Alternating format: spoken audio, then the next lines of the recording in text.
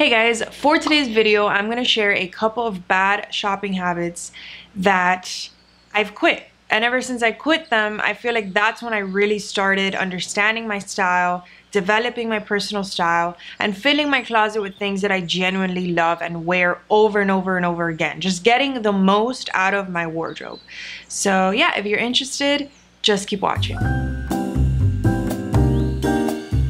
The point of stores is for you to go in there and waste your money, okay? They hire people to come and style everything. Not every store, but a lot of them, they have people who literally style the mannequins, put things together. You walk in there, you're like, wow, this is styled in a way that I wouldn't have thought to style it, and I'm really curious to see how this looks on me. I just would not recommend you going in a store or going shopping with the intention of wasting money without at least having a list on your phone or whatever it is in your head of things that you actually need. Okay, this was my worst shopping habit. I cannot stress how horrible this is enough. This is why I like online shopping so much. If you window shop or if you go to just hang out or relieve stress or to just get inspiration and you have very good willpower, that's totally fine. But if you are going into stores and you're falling for this every single time and you keep purchasing things even though they are a little trendy or a little bit outside of your comfort zone or a little bit outside of your style, stop it. Stop doing it. Quit it. I thought I had it down packed, so I was like, oh, I'm not going to the mall. I'm not falling for the pretty mannequins. I'm not falling for the trendy pieces. So, you know, I'm online shopping and I've made my wish list. I've got this down packed. No, I didn't. That's not enough.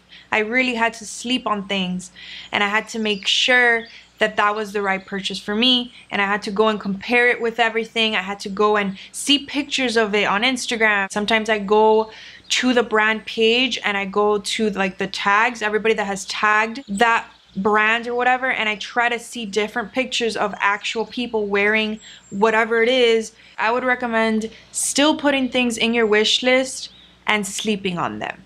Don't just put things in your wish list for like 15 minutes and then go and purchase it, especially if it's something very expensive. When I put that much thought into something, that is when I really get the most out of it, and that is when I really appreciate my purchases the most.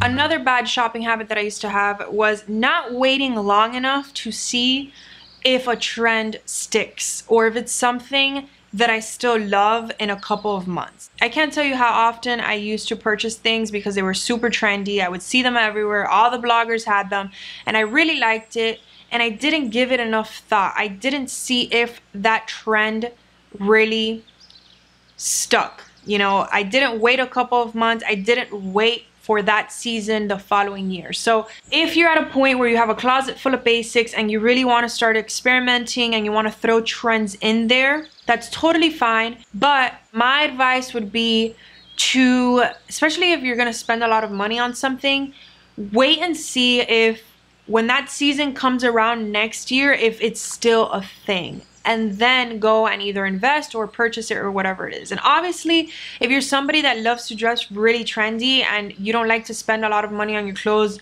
period, that's totally fine. To each their own. Not everybody is this into clothes. It's just clothes, you know. But if you are, again, somebody that's really trying to build your closet and be happy with your closet every single time you walk in there and not feel like you don't have anything to wear despite having hundreds of things in your closet, then I think you should start applying these things and you should like learn from my mistakes, because I know that ever since I stopped impulsively purchasing trendy things, that's when I really started actually being happy with my closet. So there have been times that things have been on my wish list for literally 1 year.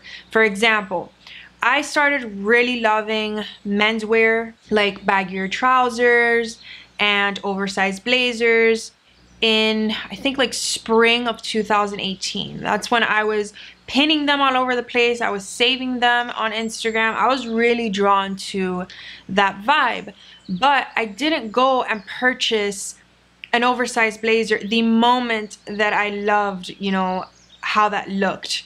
I considered it a trend back then. Now I know it's definitely like a classic and a staple in my closet for sure. Not taking my own body into consideration. Not understanding what truly worked for me. I have an entire video based on things that I do not purchase because it just doesn't look good on my body. I'll link that down below. Obviously, you know, this takes time. You really have to have experience with a lot of different clothes in order to figure out what it is that works for you. I think that now I really understand what works for my body and what doesn't. I feel like my willpower has really strengthened, and it's to a point where I can see something that looks super beautiful online that I'm obsessed with. Even if I pin it a million times and it's all over my saved, I will not purchase it because I know that it will not look good on my body. For example, like paper bag trousers, or just things that kind of like square me off instead of like accentuate my waist and things like that. I know that's a no-go. I know I cannot do it no matter how many times I try. I absolutely hate how it looks when I purchase it, and I have donated or sold a lot of pieces because of that. So my advice to you would be to understand your body and really examine the silhouettes in your closet that you're drawn to. For me, it's like wrap dresses or anything that I can cinch at my waist. Off the shoulder tops, I love them. So now what I do is I purchase silhouettes similar to that. Not exactly the same, which I'll get into in my next bad habit, but similar silhouettes, because I just know that that's what works for me. And I know that whenever I go in my closet, no matter which dress I pick out, because I understand my body and I understand which silhouettes work for me, and that is the only thing I've purchased, I can blindly go in there, pick something out, and be happy with it.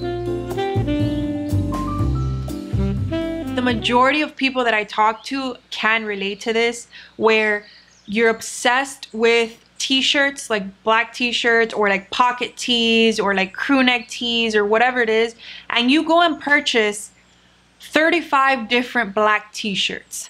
If you really like a silhouette, like I said, purchase it in a different fabric, or make sure that there's at least one thing in there that's a little different.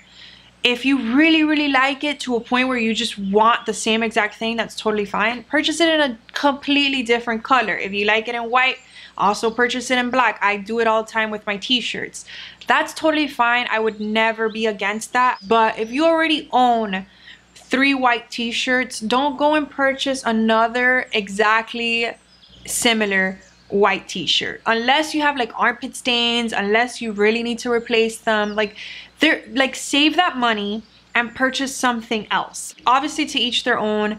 This is just like something that I used to do that I feel was very wasteful. I could have just gotten that money that I wasted on that and purchased a long sleeve white tee, or you know, something else, and I would have more variation and be happier with my closet overall. This differs from people that like to have 5 different white t-shirts because that's literally all they wear. I do this with workout clothes. I don't want to be washing my clothes every day, so I have different leggings for the majority of the days of the week because I don't want to have to constantly be washing my clothes. That's completely understandable. So something I try to do at least once a season is go in my closet and just one by one go through everything that I already own. I call this checking my inventory. That's what it is. It's checking to see what you own, because there are times that you don't mean to purchase something similar, but you just forgot what you own. Purchasing a rack, one of these little racks that I have, which cost me like $12 in IKEA. I think now they're like $10. Switching your rack out, putting all of your seasonal pieces out in front of you so that you see what you have and you don't make that mistake anymore. Every year when this time of year comes around, everybody thinks they need a new trench coat, new pair of boots, new everything. That's totally fine, but at least make sure that the trench coat that you're buying or the pair of boots that you're buying is different than the ones you already own. So that's everything for this video. I'm gonna leave links to previous videos that I've done that's sort of similar to this topic. I've done one on curating my closet and finding my personal style, as well as clothes that I avoid purchasing because it doesn't flatter my body. So I will leave those in the description. Thank you guys so much for watching. Don't forget to like and subscribe and follow me on Instagram if you haven't already, and I will see you in my next one.